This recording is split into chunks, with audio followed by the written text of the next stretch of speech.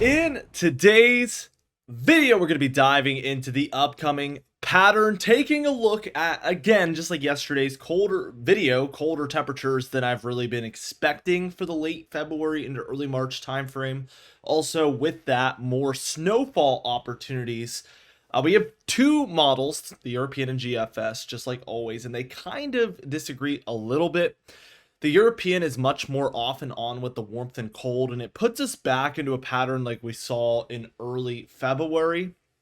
Whereas the GFS, the way I see it, is it kind of just continues us on with the pattern that we've been in. It really just brings the colder temperatures, the warmth struggles, and with that comes a little bit more snowy conditions at times. So we're going to see a little bit of disagreement here. The good thing is it's going to be quieter for a good 5, maybe 6, 7 days. So that's going to give us a little bit of time to figure this out before things really start to matter. So we're at a really interesting point in the pattern where we're getting to kind of just take a breather, reset, kind of figure out what's going to be happening while we have these quieter conditions, and then we got to kind of focus in on those storms. So we're going to have a few days to kind of figure it out together here, starting, well, really yesterday, but today we're going to really break it down. So let's take a look at the 6 to 10 day temperature outlook. And this is from yesterday. I didn't give it enough time to update. These happen pretty late in the day.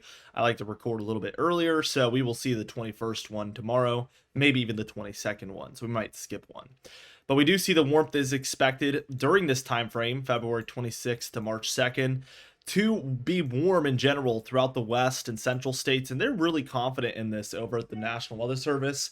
And then we're a lot more neutral here throughout a lot of the east. Some colder temperatures, especially there close to the Canadian border, and then a lot down here for Florida, but overall near normal. So they're kind of siding. This looks a lot like what the European model is calling for, like up and down temperatures, and it really just leads to near normal conditions in the end. But when you look at it day to day, it's probably going to be below normal, warmer than normal, below normal, warmer than normal, off and on. When we look at the precipitation, we can see activity, especially to the north here, and then kind of halfway down the east coast, will be above average. We expect a clipper system to kind of move through, and I am watching, this is going to be a big part of the video, I am watching for the potential for this to become a little bit of a Miller B nor'easter. Typically, your Miller A nor'easters, I'll draw it down here. I don't want to hang on to this too long. I want to move us on to the models, but a Miller A nor'easter would be a low developing in the Gulf down here and then basically traveling all the way up the coast. Miller B is kind of this solution here where it moves in as a clipper, and then sometimes they move, down midway through the coast like this, and other times it's just kind of for New England. But these do sometimes lead to very, very big snowstorms here in the Northeast, especially New England, even southern New England at times. So the big difference with this system is it going to kind of just travel over land, and that would lead to a lot of snow maybe for these areas, but a very mixed bag event down here. Or is this going to dive all the way off the East Coast and move up from that point? Because this could lead to a really big snowstorm in this corridor if we get that second solution. So some big implications there. We are drying up throughout a lot of the west, as you can see. Pretty well below normal precipitation is expected here throughout a lot of the west. When we look at the 8 to 14 day temperatures, again, still from yesterday, but February 28th to March 6th, we do see warmer conditions overall for the west. Not quite as warm, not quite as confident in it, but overall a warmer look here. And then overall we get a little bit cooler here in the east as this starts to really, really dive in. So we do see a lot of this from both models, but the GFS model is much more consistent with this throughout this entire time frame almost, whereas the European model will have these cool downs, and then the next day a warm up comes through. Then the next day a cool down comes through, and then the next day a warm up comes through, and so on and so forth. It gets a lot crazier from that European model. At the same time, this precipitation starts to look a little bit more above average for the entire central and eastern states. Likely we wouldn't end up with everybody seeing above normal precipitation, but the odds are in this pattern, once we kind of do this little breather reset here, we do see the overall precipitation start to increase for most of these areas. So I do kind of agree with this. The west staying a little quieter, although pretty near normal in general. Now, the 3 to 4 week temperature outlook, this is the last time we'll look at this one. This is what they were predicting. And overall, I think what they've kind of done is moved the warmth more over here over time. This is from March 14th, so this is a very long range outlook. But the cold in this eastern corridor, especially just exclusively for the mid-Atlantic and Northeast, might end up verifying quite nicely. So pretty good outlook from them. Here's the past 20 days, and this is now from the 1st to the 21st. Yesterday it was from the 20th, or the 1st to the 20th. We have seen this warm air mass kind of start to shrink down as this cold is intruding. Just kind of what I've been calling for a little while now. Now we have the Ohio Valley, Midwest, Mid-Atlantic, Northeast, Great Lakes, all in the below normal category, especially the northern plains and central plains as well. It's really just this deep south and southeast area now hanging on to the warmth. And I suspect that over the coming days, we will continue to kind of just see this shrink and shrink and shrink. There might be warmer days, but I think from this point to the end of February, it's going to be more cold than warm. So we will actually see this continue to move in this direction through the end of February. 1 week, actually, from today will be the final day of February, which is pretty crazy. Now, as we take a look at the actual model guidance, we're finally diving into it. Again, the European model, it's going to be much more back and forth, up and down. That's going to lead to more severe weather, still some snowfall. The GFS model is going to be pure cold almost, with very minimal warm-ups. So we're going to see a lot less of that severe weather activity and thunderstorms, and a little bit more snowfall in return. So let's take a look at it. Again, quieter for the coming days. Today, I mean, what am I supposed to break down here? Some snow showers in Colorado and maybe near the lakes there, a little bit of the Northwest, hardly anything. Let's move on. Saturday, again, I mean, maybe some rain showers here for coastal Texas, areas of coastal Oregon and Washington. Still colder in the east by tomorrow on Saturday, but really, I mean, this is a pretty inactive pattern. Sunday, we start to see some stuff pick up.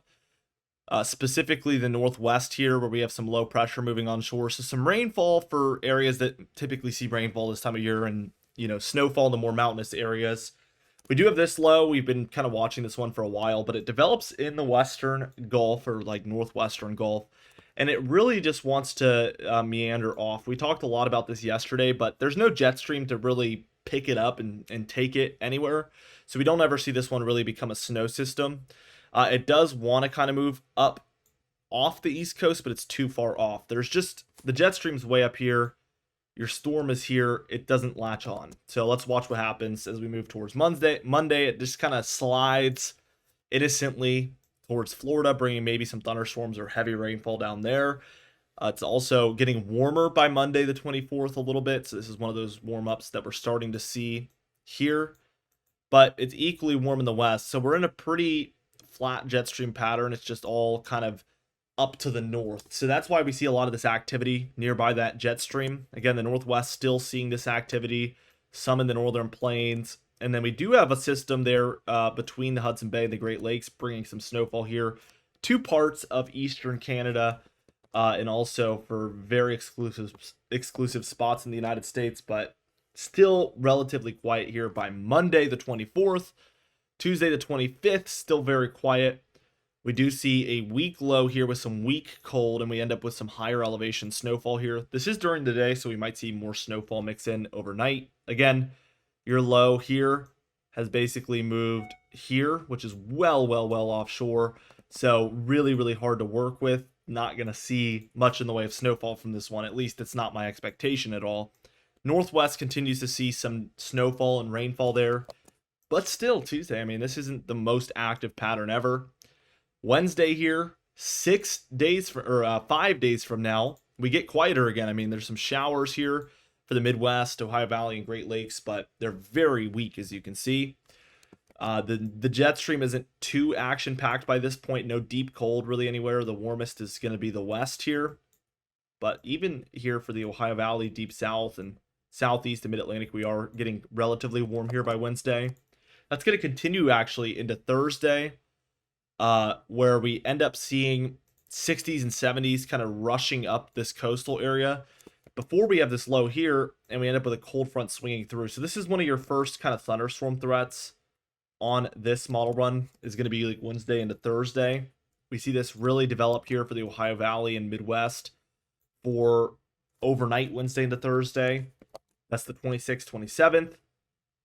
And then for the high temperatures of Thursday, we do have some thunderstorm activity kind of stretching along this pocket here, again, underneath the low. And we do have Arctic air moving in for this time frame. So very, very warm moving up the East Coast, cold air really diving in as we have this positive PNA surging in the West. I say positive PNA a lot. I know there's still some of you that are probably new to the channel, don't know what that means, but it's warmer in the West is all you need to know. And that causes the cold to move into the East almost every single time. So it's really a critical thing to kind of recognize, because once you see this, you know this is going to be occurring. I will say we see this cold front and thunderstorms move through, but the GFS looks a lot different. So we'll see that in a minute. Obviously, now we're looking at stuff that's about a week out. So that's what's making it hard to find agreement on the models.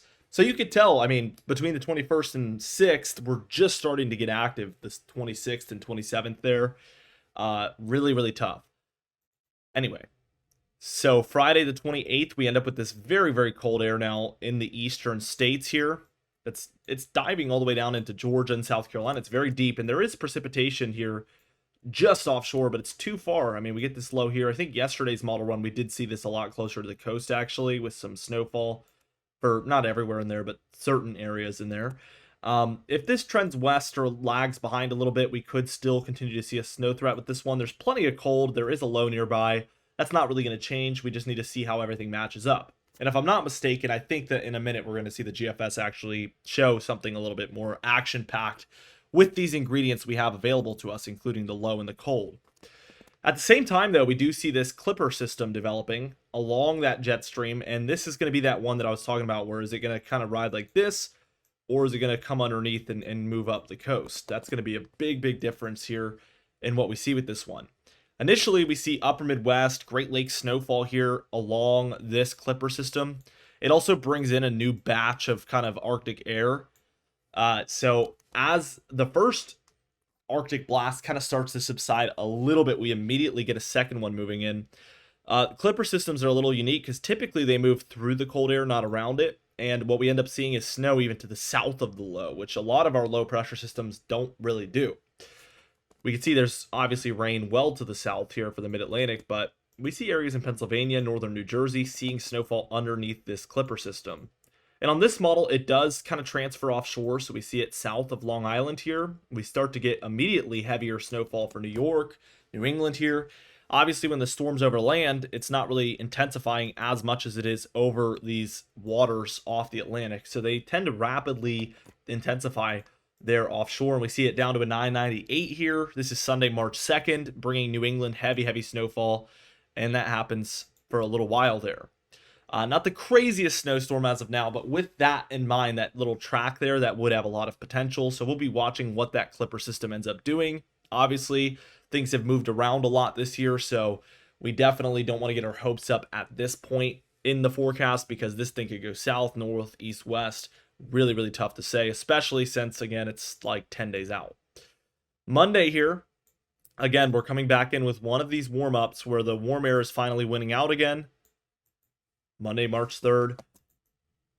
We see a low develop that actually more so than anything kind of intensifies this factor. We see the cold front underneath here, bringing severe weather and thunderstorms underneath for a lot of the plains, some of the deeper south here. And we see a warm front out to the east, and this is just allowing the warm air to pull up into the Ohio Valley, Mid-Atlantic. This might be one of our first, like, spring days, if that makes sense. We might start to see some 60s and 70s spread into these areas. Could be a really, really warm day if we saw something like this happen. Obviously, we're getting to the point here at hours 276 where likely there will be a low of some sort during or around this time frame. But if this low is, further to the south and there's more cold air, I mean, you're not going to see as much of that warm front effect as if it's up here. So any small changes could really affect this. We see a storm system arriving to the west again. Let's continue this on. Towards Wednesday, this low kind of moves way up to the north, mostly bringing snowfall just to Canada. This warm front is way up north here. We get a large dragging cold front where we could be seeing thunderstorm activity as far north as New England or New York here in this type of a scenario, and continued snowfall out west at the same time. As we keep going, we start to get the cold air moving back in again after all of that storm system moves out, and we're really seeing the cold air return. We get a low here over the deep south that wants to kind of move up and interact with the cold air. It's close to the jet stream this time around, so we do get that kind of pulling up into the cold. And that low develops somewhere near Kentucky, transfers towards the coast. It looks like this was your original low right here. Most of that energy transfers up to my neck of the woods, like Southeast Virginia. We end up with heavier rainfall and thunderstorms in these areas, but snowfall in the Ohio Valley and Mid-Atlantic and Northeast. But again, we're at hours 360, so don't pay too much mind to this. The main thing is that this model continues to show cold even as late as March 8th, and low pressure systems that are trying to move in with the jet stream. So if we see this at any time during this time frame, definitely something to keep our eyes on. Let's take a look at the GFS though. I want to kind of compare here, and what we see is a lot of the same quietness over the coming days. Around that 26th, 28th, what we do see is this clipper's a little weaker and further south. We're going to see it kind of moving in much further south than what we saw in the European model. So let me move this forward. Some snowfall starts to develop around Pennsylvania, New York, and New England, but this low, once it's near the coast, is a little bit more inland than the European model. We see it over land, and we end up with a much weaker storm as a result of this. And this is kind of perfect because this gives me the perfect opportunity to show you guys the difference. I mean, we saw that the European model, it moved offshore, it intensified quite quickly, and we end up with a much more significant snow event than this GFS model that keeps the low over land, a little bit further west, and that ends up being a lot more of a typical clipper. That was a tongue twister. The European model is a clipper that turns into much more of a Miller B nor'easter, which ends up being a lot more intense. So there's the difference for you guys, and we'll continue to monitor that over the coming days. We have like 3 or 4 days to watch this one before we get to the near term with that one. We end up with more like clipper type systems. This one's a little weak, but we do end up with some snow showers and rain showers, and this works its way a lot further south along this jet stream. So we'll see this occur on this model. A little bit of snowfall there for the Appalachian Mountain Range. It does move offshore, but way, way, way too far offshore. Another clipper system here. And this one's interesting because we get our low right here, and we can tell a lot of energy is transferring into it from the south. Again, not a very typical clipper. Typically, they kind of are standalone, but this one really starts to incorporate a lot of that southern energy into it, which could intensify things. We see a heavier snowfall event for Minnesota and Wisconsin than the previous 2 clippers. Even the Great Lakes get a pretty major situation. And then this one wants to move offshore here. We see it very close to the Delmarva. We end up with heavy northeast snowfall here. This is within 10 days, by the way, guys. This is 222 hours out. So this is something to pay attention to around March 2nd. We end up with some Appalachian Mountain Range behind all of this. We even end up with some thunderstorms and severe weather to the south as well with this system. So an all-around just very impactful system. It moves offshore, continues to bring heavy snowfall there to New England and parts of the Mid-Atlantic and Northeast, and eventually moves out. We have been watching this kind of 1st through 3rd March timeframe for a snowfall event. The long-range models have been kind of indicating it. Now we're seeing the GFS hop on board. So we will watch this time frame as well. I think that kind of final few days of February and then the final first few days of March are both individual snowfall threats to watch for. We also see both models showing colder air during those time frames. So certainly a couple of time frames to just pay attention to. We get another, what is this? This is just kind of like a system that moves flat across the nation. I mean, we see it kind of just ride in with the jet stream. It ends up off the East Coast, and we get another kind of interior Northeast and Mid-Atlantic snow event, perhaps more coastal on the Northeast side of things. Again, at this point, we're just watching for trends, not really specifics, but I still tell you guys what it's specifically showing. And then we end up with another similar system. This one goes further south. This one even bringing snowfall to my neck of the woods. I'm a little doubtful that we'll see any more snow this year. I've seen so much. I think we've gotten 17 or 18 inches this year in southeastern Virginia, which is just a ton. We end up seeing this one brings a lot of snowfall to the Midwest, Ohio Valley, and then again that lower Mid-Atlantic area here.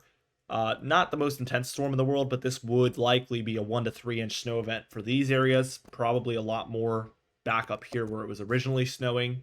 Then that one kind of moves off. We end up ending the model run with another storm developing here across these areas, and this would likely be another pretty major severe weather event for these areas. I'm guessing at this point, what this low would do after this point is kind of move in this direction.